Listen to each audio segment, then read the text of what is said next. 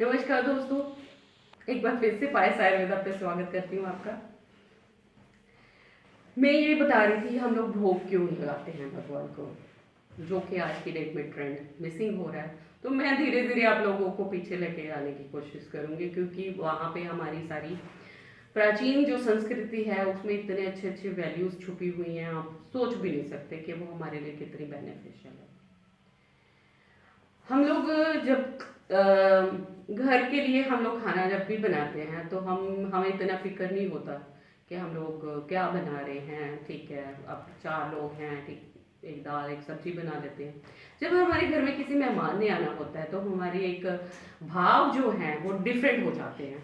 हमें होता है कि जो मुझे बेस्ट मैक्सिमम जो सबसे अच्छी रेसिपी मुझे आती है तो मैं वो बनाऊंगी आज, कि एक इम्प्रेशन भी डालना होता है कि यस मुझे कुकिंग आती है। और भगवान के कोई गेस्ट आ रहे हैं, मैं उनका ऐसे उनका वेलकम करेंगे, मैं उनके लिए ये खाना बनाऊंगी और ये परोसूंगी उनके लिए।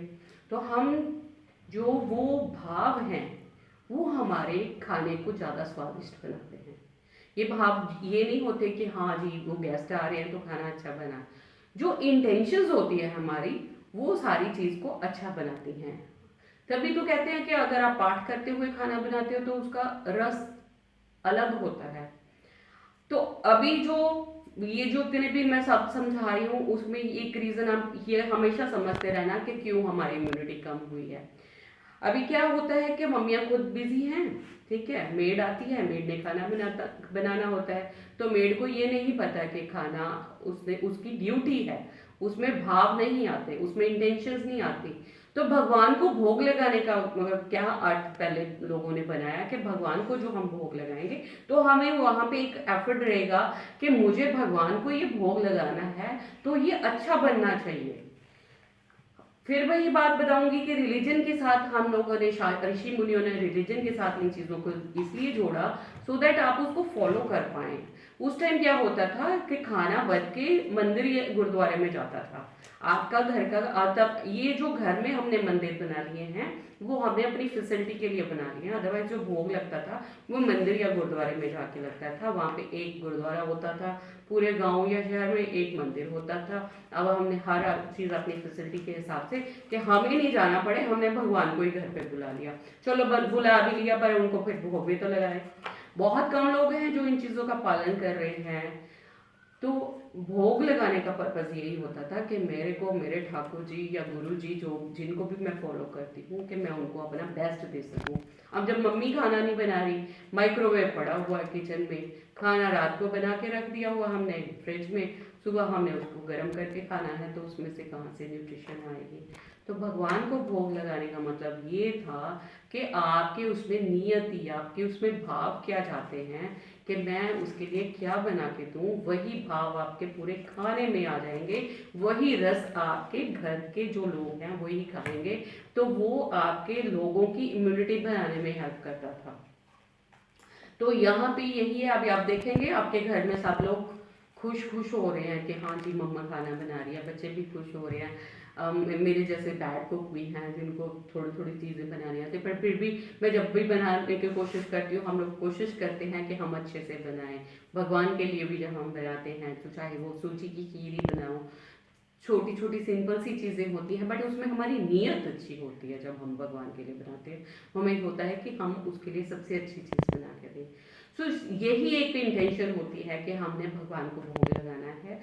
वो एक नियति जो हम अपने खाने में बच्चों के लिए भी अगर हम लोग डालने शुरू कर दें तो हमारे लोगों की इम्यूनिटी बहुत बढ़ जाएगी।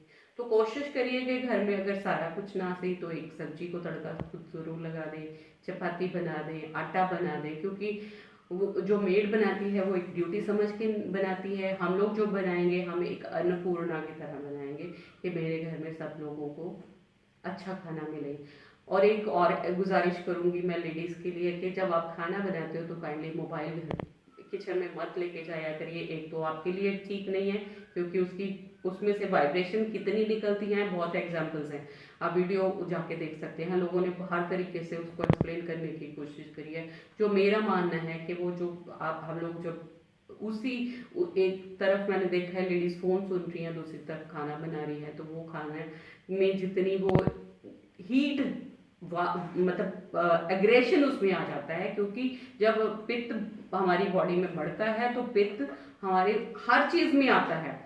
मतलब मैं अगर वाइब्रेट कर रही हूँ पित्त से, तो मैं मेरी पूरी बॉडी में आएगा, वो मेरी एक एक सेल में आएगा। इसलिए मैं बोलती हूँ कि हमारी बॉडी, आप ये सोचो कि एक एक चीज का सेल्स हैं जो एक दूसरे के ऊपर पड़े हुए ऑर्गेनिज्म बनते हैं बाद में जाके। तो वो एक वाइब्रेशन अगर मेरे यहाँ हो रही है, वही मेरे पैर में भी होगी, वही मेरे दिमाग में भी होगी। तो ऐसे नहीं हम लोग सोचते थे कि मैं तो फोन ही कर रही थी, नहीं, वो आपकी वाइब्रेशन पूरी बॉडी में जा रही है, इसीलिए हम लोग ज्यादा इफेक्ट हो रहे हैं। तो काइंडली उस टाइम आधा पौना घंटा आप मोबाइल बाहर रखिए, किचन से बाहर रखिए, वो आपकी सेफ्टी के लिए बेचे हैं। उस टाइम आप जो खाना बनाएंगे वो खुश मन से बनाइए। आप चाहे एक सब्जी बनाइए, बट वो दिल से बनाइए, ताकि हमारे घर में लोगों की दोबारा से इम्यूनिटी बढ़नी शुरू हो। हमें लोग, नहीं तो एक जो ट्रेंड शुरू हो गया था कि मम्मी, एड में भी मम्मियों को लेना शुरू कर दिया था कि हाँ मम्मा खाना नहीं बना रही है, मम्मा सुपर, मम्मा भी बहुत हाईटेक हो रही है।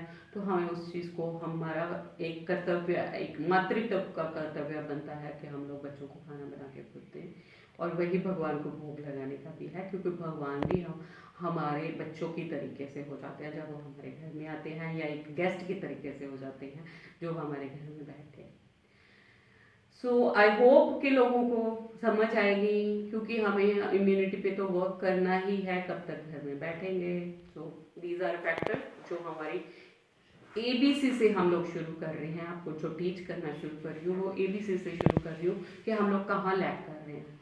So keep on watching. अगर आपको अच्छा लगे तो शेयर भी कर देना। Thank you very much. Subscribe करें। इसके बाद मैं और फैक्टर्स लेके आ रही हूँ अपनी इम्यूनिटी के लिए। Thank you.